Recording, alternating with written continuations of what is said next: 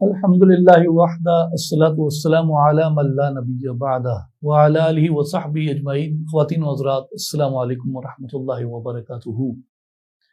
اللہ تبارک و تعالیٰ کا بے پایاں فضل اور کرم ہے کہ اس نے ہمیں قرآن مجید جیسی دولت عظمیٰ سے نوازا، اور قرآن کریم آسمانی کتابوں میں اب تک وہ واحد کتاب ہے جس میں نہ کوئی تحریف یعنی کوئی تبدیلی نہ ہوئی نہ ہوگی، اور نہ ہی اس کے اندر کوئی تبدیلی ہو سکتی ہے، جبکہ اس کے برعکس اس سے پہلے جتنی آسمانی کتابیں تھیں ان کو بدل دیا گیا اور ان کے اندر تحریف کی گئی اور ان کے اندر تبدیلی ہوئی۔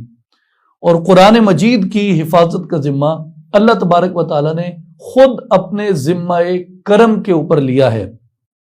اور اسی طرح اگر ہم قرآن مجید میں دیکھیں تو قرآن مجید نے بعثت نبوی صلی اللہ علیہ وآلہ وسلم کے زمانے سے لے کے قیامت تک پیدا ہونے والے انسانوں کو ان کی زندگی کے ہر شعبے کے اندر ایک جامع ہدایت عطا فرمائی ہے۔ اور قرآن مجید نے اس سے پہلے جتنی پیشین گوئیاں کیں وہ ایک ایک کر کے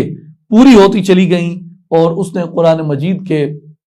آسمانی کتاب ہونے کو برحق ثابت کیا، اور قرآن مجید کی صداقت کو قیامت تک آنے والے انسانوں کے لیے انہوں نے ایسا ثبت کیا جس کو کبھی چیلنج نہیں کیا جا سکتا۔ اسی طرح یہ وہ منفرد کتاب ہے، یہ وہ واحد کتاب ہے دنیا کے اندر کہ جس کے پڑھنے والے، جس کے فالو کرنے والے اپنے لیے یہ سعادت سمجھتے ہیں کہ وہ اس کتاب کو میمورائز کر لیں، اس کتاب کو حفظ کر لیں، اس کتاب کو اس طرح یاد کر لیں کہ نہ صرف یہ کہ اس کی کوئی سطر نہ چھوٹے، اس کے کوئی ایک جملہ نہ چھوٹے، اس کے الفاظ اس میں سے نہ چھوٹیں،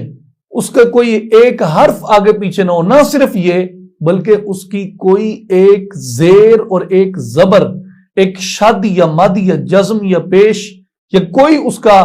وقف، کوئی بھی چیز ان سے ترک نہ ہو، ان سے چھوٹے نہ، اور وہ اس کو اسی طرح یاد کر لیں جس طرح کہ وہ سینہ مصطفیٰ صلی اللہ علیہ وآلہ وسلم کے اوپر نازل ہوئی تھی۔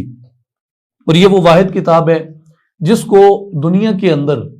بہت باقاعدگی کے ساتھ سنا جاتا ہے، اور یہ واحد کتاب ہے جس کو ایک بار پورا سننا اس کی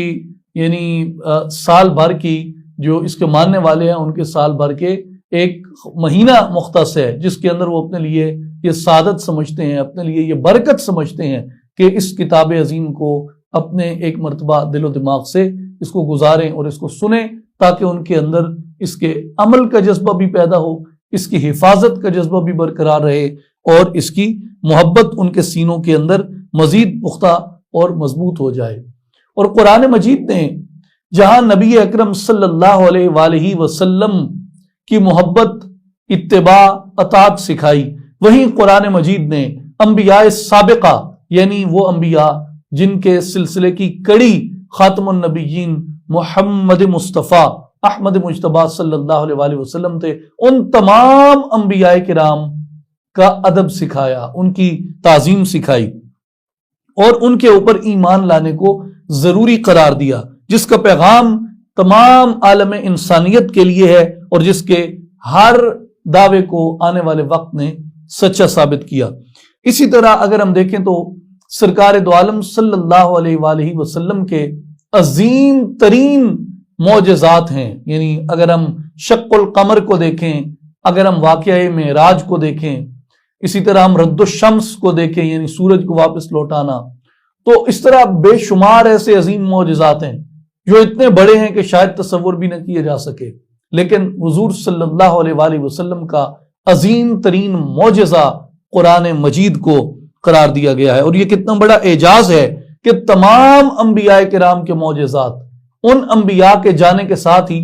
رخصت ہو گئے، لیکن قرآن نبی آخر الزماں صلی اللہ علیہ وآلہ وسلم کا ایسا معجزہ ہے جو قیامت تک شرف نبوت مصطفی کے اوپر ایک محکم اور قوی دلیل کے طور پہ موجود ہے۔ اور اس عظیم الشان کتاب کی اتنی جلالت ہے، اتنی ہیبت ہے، اور یہ اتنا عظیم معجزہ ہے کہ اس کو برداشت کرنا یہ مخلوقات میں سے شاید کسی اور چیز کے بس میں نہیں تھا۔ اس لیے نبی اکرم صلی اللہ علیہ وآلہ وسلم کے قلب اطہر پہ قرآن مجید کو نازل کیا گیا، اور حضور کے قلب پہ نازل ہونے کی وجہ سے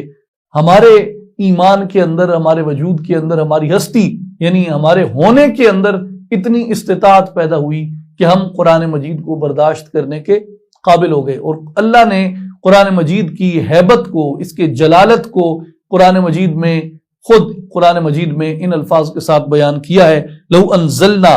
هذا القرآن على جبل لرأيته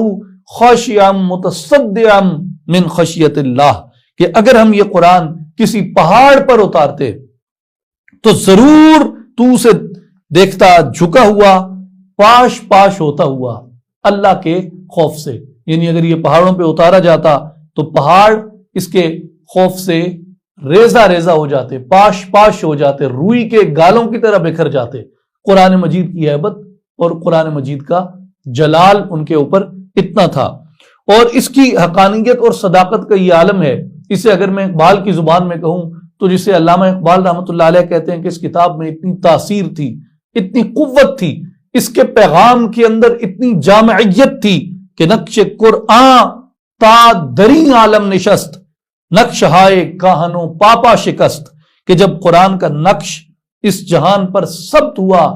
تو پادریوں اور برہمنوں کے نقش مٹ گئے، اور اس کے فیوز اور برکات اور اس کی قوت کا یہ عالم ہے کہ علامہ اقبال فرماتے ہیں کہ بے ثبات از قوتش گیرد ثبات، کہ جس کو ثبات نہیں ہے، جس کو استحکام نہیں ہے، اگر وہ قرآن سے رابطہ استوار کر لے تو قرآن کی قوت سے اس کو بھی قوت مل جاتی ہے۔ اور صحیح مسلم کے اندر اسی بات کی طرف ایک اشارہ ملتا ہے، جس میں سیدنا عمر ابن خطاب رضی اللہ تعالیٰ عنہ کی روایت ہے۔ آپ یہ فرماتے ہیں کہ سیدی رسول اللہ صلی اللہ علیہ وآلہ وسلم نے یہ فرمایا کہ ان اللہ یرفع بہذا الکتاب اقواما ویدع بہ آخرین، کہ اللہ تبارک و تعالیٰ اس قرآن مجید کے ذریعے بے شک کچھ قوموں کو سر بلند کرتا ہے اور کچھ قوموں کو ذلت اور رسوائی کا سامنا کرنا پڑتا ہے، اسی کتاب کے ذریعے ان کو ذلیل کر دیتا ہے۔ تو یہ اقبال جو بات کر رہے ہیں کہ بے ثبات از قوتش گیرت ثبات، کہ قرآن سے اگر کسی بے ثبات کا، کسی کمزور کا، کسی نحیف و ناتواں کا، کسی ضعیف کا، کسی رسوا اور ذلیل کا، اگر کسی ادنا کا، اگر کسی حقیر کا قرآن سے رابطہ استوار ہو جائے تو قرآن اس کو ادنا، ذلیل، حقیر آ کر نہیں رہنے دیتا، بلکہ اس جہان کے سامنے اس کو قوت کی مثال بنا کے پیش کر دیتا ہے۔ یہ حضرت عمر ابن خطاب رضی اللہ تعالیٰ عنہ کی صحیح مسلم کی روایت کا ترجمہ کیا علامہ اقبال رحمۃ اللہ علیہ نے۔ اور بہرحال یہ تو پہلا حصہ تھا کہ ان کو وہ طاقت عطا کرتا ہے، قوت عطا کرتا ہے، اور حضور نے فرمایا کہ قرآن کے ذریعے بعض قوموں کو عزت دی جاتی ہے اور قرآن کے ذریعے بعض قومیں ذلیل ہو جاتی ہیں۔ اور سنن ترمذی میں امام ترمذی رحمۃ اللہ علیہ نے حضرت عبداللہ ابن عباس رضی اللہ عنہما کی روایت کو نقل فرمایا، جسے امام احمد نے بھی نقل کیا رضی اللہ تعالیٰ عنہ، اور امام دارمی نے بھی رحمۃ اللہ علیہ اپنی مسند میں اس کو نقل کیا۔ حضور صلی اللہ علیہ وآلہ وسلم نے فرمایا کہ ان الذی لیس فی جوفہ شیء من القرآن کالبیت الخرب، حضور نے فرمایا کہ ایسا سینہ، ان الذی لیس فی جوفہ، ایسا شخص جس کے سینے میں قرآن میں سے کوئی چیز نہیں ہے، جس کے سینے میں قرآن میں سے کوئی چیز نہیں ہے، اس کی مثال ایک اجڑے ہوئے برباد گھر کی مثل ہے۔ جیسے ایک گھر ہوتا ہے نا، تباہ حال، برباد، اجڑا ہوا، اس کے اندر کوئی باسی نہیں ہوتے، تو وہاں وہ حضرت بابا فرید الدین گنج شکر رحمۃ اللہ علیہ کے فرمان کے مطابق کہ جہاں کبھی بڑے بڑے محل آباد ہوتے تھے، آج وہاں ان محلات کے اندر آپ کو پکھیروؤں کی بیٹھیں ملیں گی، تو وہ برباد محل ہوتے ہیں جن کے اندر پھر انسان نہیں بیٹھتے، پھر وہاں پکھیروؤں کی اور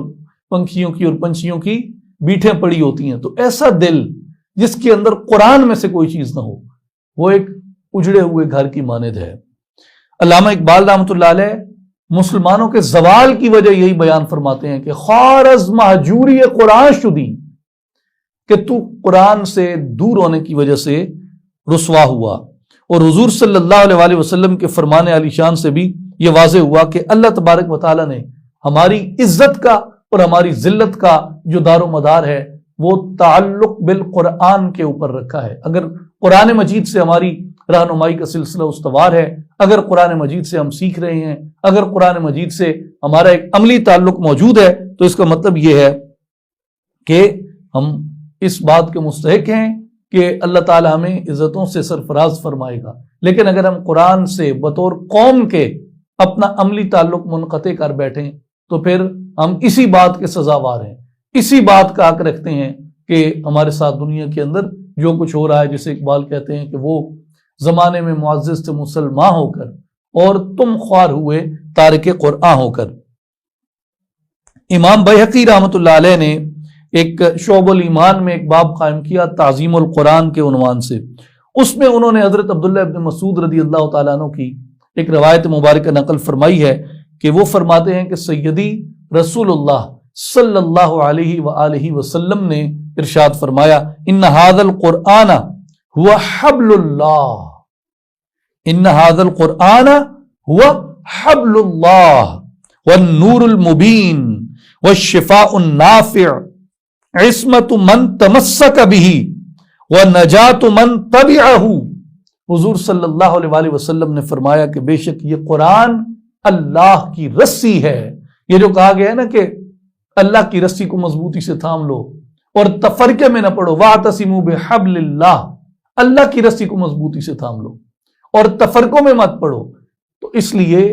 اس حدیث مبارک سے علماء کرام نے استنباط کیا کہ ان ھذا القرآن هو حبل اللہ، کہ قرآن اللہ کی رسی ہے،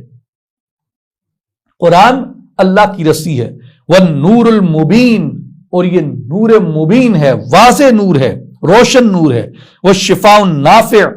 اور یہ نفع عطا کرنے والی شفا ہے۔ عصمت من تمسک به،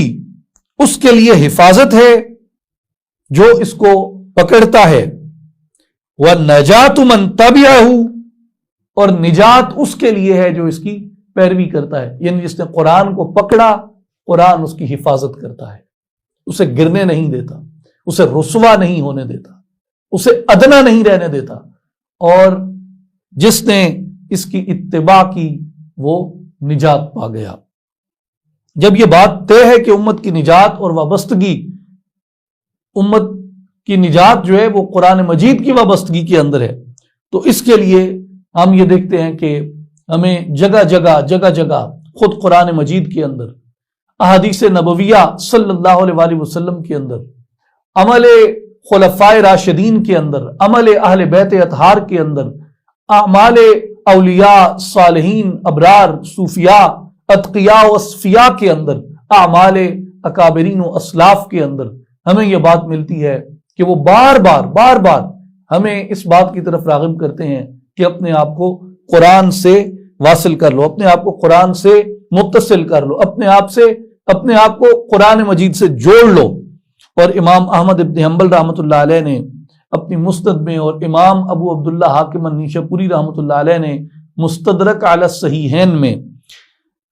یہ ایک حدیث مبارک لکھی ہے حضرت ابو موسیٰ اشعری رضی اللہ تعالیٰ عنہ کے حوالے سے۔ حضرت ابو موسیٰ اشعری رضی اللہ تعالیٰ عنہ فرماتے ہیں کہ حضور صلی اللہ علیہ وآلہ وسلم اپنے گورنروں کو، جو مختلف صوبوں میں حاکم ہوتے تھے، ان کو حضور صلی اللہ علیہ وآلہ وسلم جب حاکم بنا کے روانہ کرتے تو ان کے بارے میں ایک روایت ابو موسیٰ اشعری نے لکھی کہ جب آپ صلی اللہ علیہ وآلہ وسلم نے حضرت معاذ رضی اللہ تعالیٰ عنہ کو اور حضرت ابو موسیٰ رضی اللہ تعالیٰ عنہ کو یمن کا گورنر بنا کر بھیجا تو ان کو حضور نے یہ نصیحت فرمائی کہ ان یعلم الناس القرآن، کہ میرے نمائندگی بن کے جا رہے ہو، میرے سفیر بن کے جا رہے ہو، میری ریاست کے حاکم اور گورنر بن کے جا رہے ہو، تو وہاں جا کے لوگوں کو قرآن سکھانا۔ تو قرآن کی تعلیم دینا یہ نہ صرف اسلامی حکمران کا فریضہ ہے، مسلمانوں کی اکثریت آبادی کے حاکموں کا فریضہ ہے، نہ صرف ان کا فریضہ ہے بلکہ ان کے نیچے جتنے عمال ہوتے ہیں، مختلف صوبوں کے جو گورنر اور حاکم مقرر کیے جاتے ہیں، مختلف اضلاع کے اوپر جو حاکم مقرر ہوتے ہیں اسلامی ریاست کی طرف سے یا مسلمانوں کی ریاست کی طرف سے، ان کے اوپر یہ لازم ہے از روئے سنت مصطفیٰ صلی اللہ علیہ وآلہ وسلم کہ ان یعلم الناس القرآن، کہ وہ لوگوں کو قرآن سکھائیں۔ قرآن ہے تو اسلام ہے، قرآن سینوں میں روشن ہے تو اس کا مطلب ہے اسلام سینوں میں روشن ہے. قرآن دماغوں میں زندہ ہے تو اس کا مطلب ہے اسلام دماغوں میں زندہ ہے. قرآن عمل سے چھلکتا ہے تو اس کا مطلب یہ ہے کہ اس امت کو کوئی شکست نہیں دے سکتا, اس امت کو کوئی تباہ نہیں کر سکتا. لیکن جب سنت مصطفیٰ صلی اللہ علیہ وسلم سے انحراف ہوگا اور قرآن مجید کی تعلیم ہمارے درمیان سے ختم ہو جائے گی تو اس کے نتیجے میں فساد پھوٹے گا. تو فساد کو روکنے کا, کمزوری کو ختم کرنے کا واحد ذریعہ قرآن مجید کی تعلیمات ہیں. اسی طرح سیدنا ابو ذر غفاری رضی اللہ تعالیٰ عنہ کی روایت ہے جسے امام ابن حبان نے اپنی صحیح میں کتاب البر والاحسان کے اندر اور امام بیہقی رحمۃ اللہ علیہ نے شعب الایمان کے اندر اس حدیث پاک کو نقل کیا. ابو ذر غفاری رضی اللہ تعالیٰ عنہ روایت فرماتے ہیں کہ میں نے عرض کی قلت یا رسول اللہ